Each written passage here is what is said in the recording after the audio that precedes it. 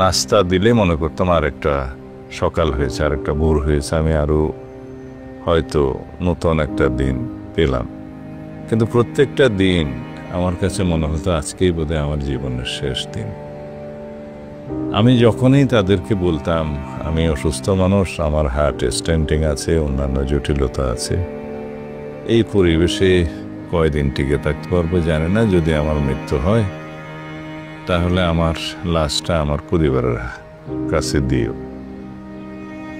এটা বলার কারণ ছিল তখন শেখ হাসিনার ফ্যাসিস্ট সময়ে গুমের সংস্কৃতি চালু হয়ে গেছিল, লাশ পাওয়া যেত না, তারা ক্রস ফায়ার দিয়ে লাশ গুম করে ফেলত।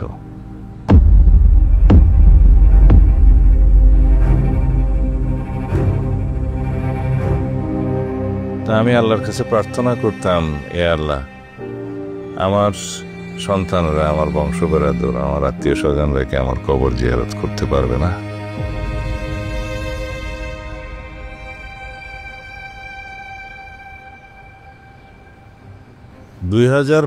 সাল মার্চের 10 তারিখ রাত আনুমানিক 9টা থেকে 9:30 হতে পারে।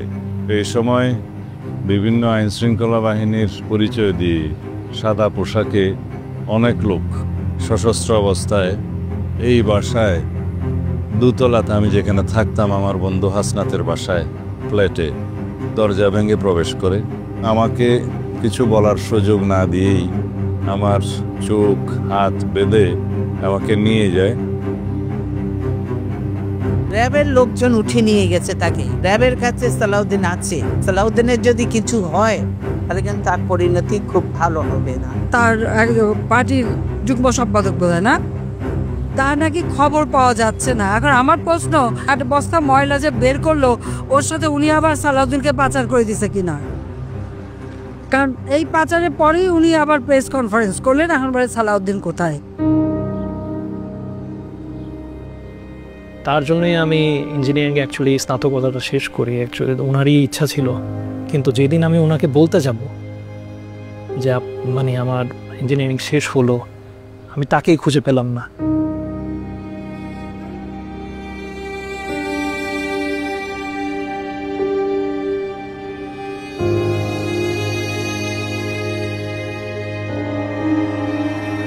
সেই বাসা থেকে 20 থেকে 25 মিনিটের একটা ড্রাইভ হবে। এমনও হতে পারে যে তারা ঘুরে ফিরে কোথাও গিয়েছে। যেখানে আমাকে গাড়ি থেকে নামালো, নামায়ে হাটে ভিতরে ঢুকালো, সেটা নিচতলা, আমাকে কোনো সিঁড়ি বাইতে হয়নি। এটা একটা সেল যেটা 5 ফিট বাই 10 ফিটের বেশি হবে না। সেখানে একটা পানির টেপ এবং একটা ছিদ্র আছে সেই নালায় পেশাব পায়খানার সুযোগের জন্য। লাইটটা মাঝখানে ছিল, এখানেও থাকতে পারে, আমার এখন এখানে ছিল কিনা মনে নাই। দরজাটা এই সাইজেরই ছিল এবং এখানে স্টিলের দরজা, নিচে একটু ফাঁকা ছিল হালকা খানা পিনা ঢোকানোর জন্য, আর উপরে একটু ফাঁকা ছিল। বাইরে সবসময় একটা ব্যাডস্টিল ফ্যান থাকতো। প্রায় 48 ঘন্টার মতো হয়তো ঘটনাটা পার হয়ে গেছে। তখন গিয়ে আমি কোনো রকমে আর কি আমার মার সাথে কথা বলে জানতে পারলাম যে বাবাকে পাওয়া যাচ্ছে না। কিছু গুম খুনের ঘটনা আমরা আগে শুনে এসেছিলাম, তো ওই হিসাবে আমি প্রথমে দোয়া করছিলাম যে এরকম যাতে কিছু না হয়। উত্তরা থানায় ওনারা বলতেছে ওনারা জিডি নিতে পারবে না, কোনো রিজনেবল গ্রাউন্ড ছাড়া। এটা কোনো কথা হলো না। আমি ওনার স্ত্রী, আমি পাগলের মতো সারাদিন এখানে ওখানে ঘুরতেছি আমার স্বামীর সন্ধানে, আর ওনারা আমাকে এইটুকু হেল্প করবে না? জিডি করেন, মামলা করেন, যা হওয়ার সব থানায় হবে, কোনো আপত্তি নেই যদি সেখানে এই ঘটনা ঘটে থাকে। তো আপনি কি এই বাসায় ছিলেন কিনা? উনি উত্তরে বলছেন না, আমি এখানে ছিলাম না। তাহলে আপনি কি করে জানলেন? বলে যে ওই বাসার দারোয়ান বলছে, ওই বাসার লোক বলছে। বাধ্য হয়ে হাইকোর্টের শরণাপন্ন হই। খন্দকার মাহবুব হোসেন এবং মওদুদ সাহেব তারা এই রিটের জন্য আমার পক্ষে আদালতে দাঁড়িয়েছেন। দীর্ঘদিন সংগ্রামের পরে কোর্ট অবশেষে একটি রায় ঘোষণা করেন যে সরকারকে নির্দেশ দেন যে আমার স্বামীকে যেন ওনারা খুঁজে বের করে দেন। এইটুকুই আমার আদালত থেকে প্রাপ্তি ছিল, কিন্তু আমি সরকারের কোনো মহল থেকে কোনো ধরনের আইনি সহযোগিতা পাইনি।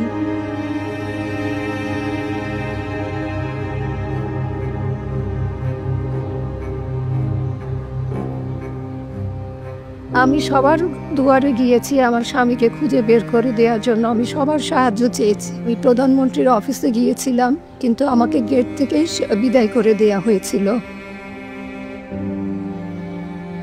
র্যাব 1, র্যাবের হেডকোয়ার্টার যেখানে র্যাবের ডিজি বেনজির আহমেদ বসতেন, সেখানেও গিয়েছিলাম।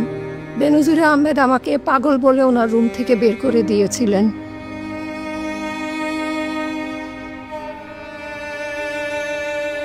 ইন্টারোগেশন তারা রেগুলার করত, কেন আমরা আন্দোলন সংগ্রাম করছি, কেন হাসিনার বিরুদ্ধাচারণ করছি, ইত্যাদি ইত্যাদি, এবং আপোষ করার প্রস্তাব দিত। আমি বলতাম একমাত্র আল্লাহ রাব্বুল আলামিন ছাড়া এই দুনিয়াতে আর কাউকে পরোয়া করার কিছু নেই।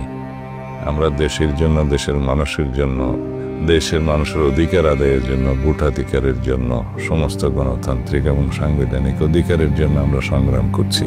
এর সাথে আপোষ করার কিছু নেই। তারা অবশ্যই হাসিনার গোলাম বাহিনী, তার নির্দেশে গুম খুন করে বেড়াচ্ছে, তারা আমাদের কথা শুনবে কেন? আর আমাকে তো কোনোদিন রুম থেকে বাইর করে নাই। একটা দিন বের করেছিল, সেদিন রুম পরিষ্কার করার জন্য পানি টেনে দিয়ে গিয়ে যেন বুঝছিল এখানে বসানো হয়েছিল একটা চেয়ার দিয়ে চোখ বেঁধে, সেটা কিছুক্ষণ সময়ের জন্য।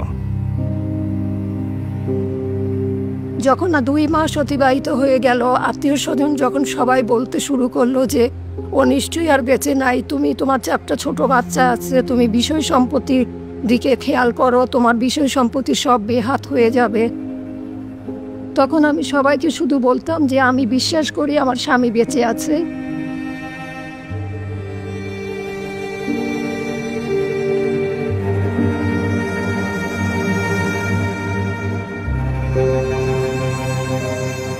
ষাট দিন পর্যন্ত আমাকে বন্দি করে রাখে। যেদিন আমাকে সেখান থেকে বের করে সেদিন গাড়িতে তোলার সময় আমাকে তারা বললো যে আপনাকে একটা জায়গায় নিয়ে যাব, ফিরে আসতে হয়তো 2-1 দিন লাগতে পারে। তখন আমার বিশ্বাস হচ্ছিল না তারা আমাকে ছেড়ে দেবে। আমাদের এলাকায় একটা গুজব উঠছিল যে পূর্ব জাফলং ইউনিয়নে ডাকাতির একটা সম্ভাবনা আছে। একটা 30-35 মিনিট আমি বাজার থেকে আসতেছি, আসার পরে দেখি 6টা গাড়ি আমাদের 2 ব্রিজের মধ্যেখানে। আমরা যে যার এলাকায় পাড়া মহল্লা আমরা জড়ো অবস্থায় ছিলাম, যাতে সত্যিকার অর্থে যদি কোনো ডাকাতের আক্রমণ হয়ে থাকে প্রতিহত করার জন্য আমরা দেশীয় লাঠিসোঁটা নিয়ে আমাদের পাড়া মহল্লা আমরা পাহারা দিচ্ছিলাম। পরের দিন প্রায় 2-2:30টার সময় শুনতে পাই সালাউদ্দিন স্যার এই শিলংয়ে প্রত্যক্ষ অবস্থায় পুলিশে পাইছে। তো আমরা সন্দেহ এই গাড়িগুলো উনিরই পাচার করছে। আমার মা যেহেতু আন্তর্জাতিক অনেক সংস্থার সাথে ওই সময় যোগাযোগ করেছিল, বিশেষ করে ধরেন অ্যামনেস্টি, তারা আমাদেরকে সহায়তা করার আশ্বাস দিয়েছিল। যারা এগুলোর সাথে এখানে জড়িত তারা হয়তো জিনিসটাকে খুবই রিস্কি মনে করছিল, সেই হিসাবে হয়তো তারা বর্ডার পার করে তাকে ওখানে ফেলে দিয়ে আসলো।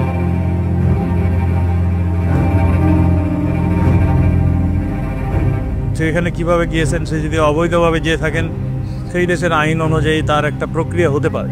আমি জানি না ওই দেশে কিভাবে সেটা আইনের প্রক্রিয়ার মাধ্যমে তাকে যথাসময়ে যথাযোগ্যভাবে আনা।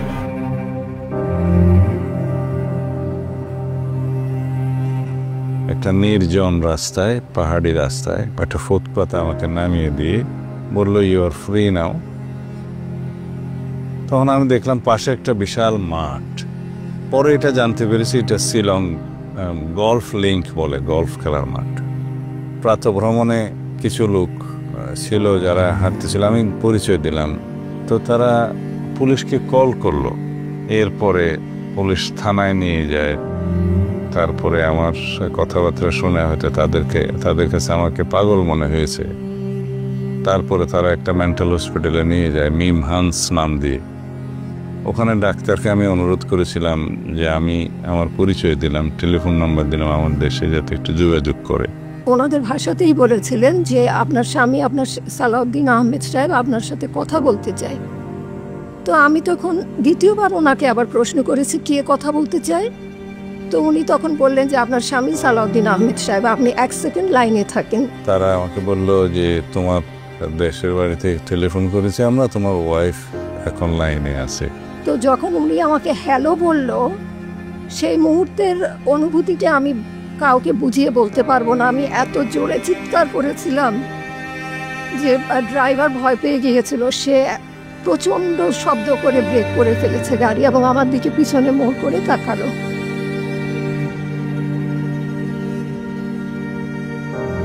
যখন উনি আমাকে জানাতে পারলো যে ওনার সন্ধান পাওয়া গেছে, আমি যাচ্ছি,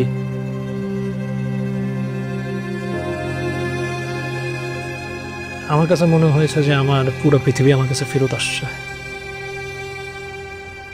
শিলং জেনারেল হাসপাতালে আমাকে যখন ট্রান্সফার করা হলো মানসিক হাসপাতাল থেকে, সেখানে আমাকে প্রিজন সেলে রাখা হলো। I went to visit him in civil hospital. When I saw his condition was very pathetic, most of his skins were peeling off from his hands and legs. Then I moved to the court, take his signature in Kaladama and moved to the court to give a better treatment in Ningris. সোমবার 2 মাসেরও বেশি সময় পর Shillong civil হাসপাতালে প্রথমবারের মতো স্বামীর সঙ্গে দেখা করেন হাসিনা আহমেদ। সেদিন ওখানকার যে এসপি ছিলেন তৎকালীন, ওনার পারমিশন নিয়ে আমার স্বামীর সাথে শুধু 10 মিনিটের জন্য প্রিজন সেলে গিয়ে সাক্ষাৎ করতে অনুমতি পাই। সেই সময় 10 মিনিটের জন্য ওনাকে আমি প্রথমবার দেখি 2 মাস পরে। না, আমি তো বাঁধা ছিলাম, মামা বাঁধা ছিল, হাত বাঁধা ছিল।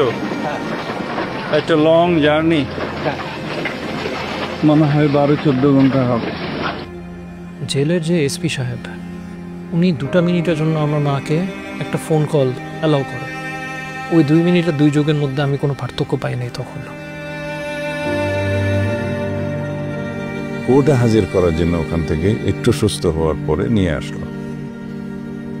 তখন আমাকে নিয়ে আসা যাওয়ার আগে পিছনে আমার সাথে অনেকটা স্পেশাল ফোর্সের মতো, হয়তো কমান্ডো টাইপ বা ব্ল্যাক ক্যাট টাইপ কেউ 2-3 গাড়ি থাকতো, কেউ দেখা করতে পারতো না। During the trial period, even raw people were all around, moving around me as a professional. Although I never talked to them, I know that they are raw people and all. They watch the movement of Salahuddin, watch my movement, all these things. So as a professional, I have to do my duty towards my client and I take it. Serious অসুস্থ হয়ে পড়লাম। তখন court আমার অবস্থা দেখে বলল যে তাকে ইমিডিয়েটলি আবার হসপিটালে পাঠানো হোক, প্রিজন সেলে রাখা হোক। And he want to take the court permission to go for treatment in Vedanta. So that permission also I took out, which just security provided him. প্রায় সময় মনে হতো হয়তো আমি জীবিত অবস্থায় আর দেশে ফিরতে পারবো না। আমি সাংঘাতিক অসুস্থ হয়ে পড়ছিলাম। আমার 2টা মেজর সার্জারি হয়েছে আমার শরীরে, একটা কিডনিতে আর একটা ঘাড়ে।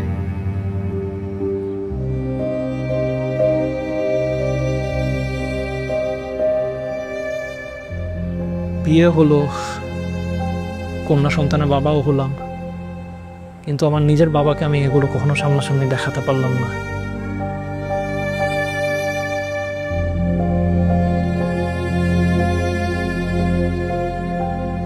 When the trial started, then I've gone through the church and there was few witnesses who saw him in the morning. They were examined, cross-examined by me.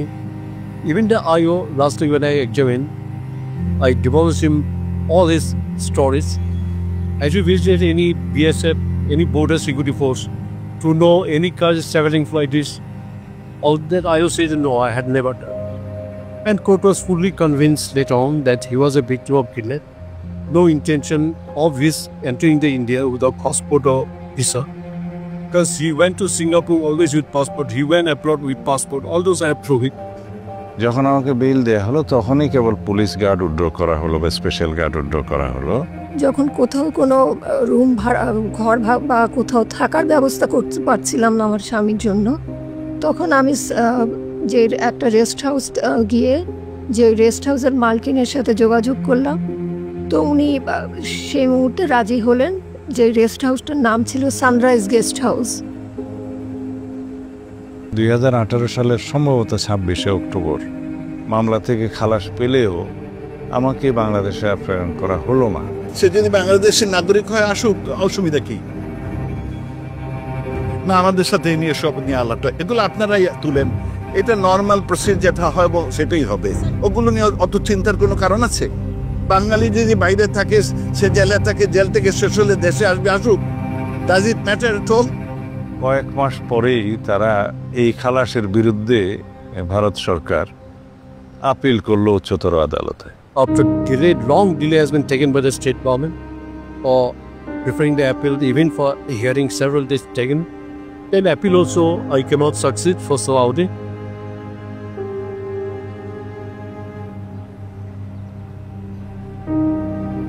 2 সপ্তাহ পর পর বা 1 মাস পর পর থানা থেকে পুলিশ আসতো, র্যাব থেকেও লোক আসতো, উদ্ভট কিছু প্রশ্ন করতো। উনি কি এখন বাসায় লুকায় আছে নাকি, বা আমরা খবর পেয়েছি যে উনি তো দেশে। কিছু কিছু পুলিশ অফিসার তো ধরেন আপনার তখনকার মানে হেনস্থা না করার জন্য আবার টাকাও দাবি করতো। এইভাবে প্রায় 1 বছর সময় পার হয়ে গেল।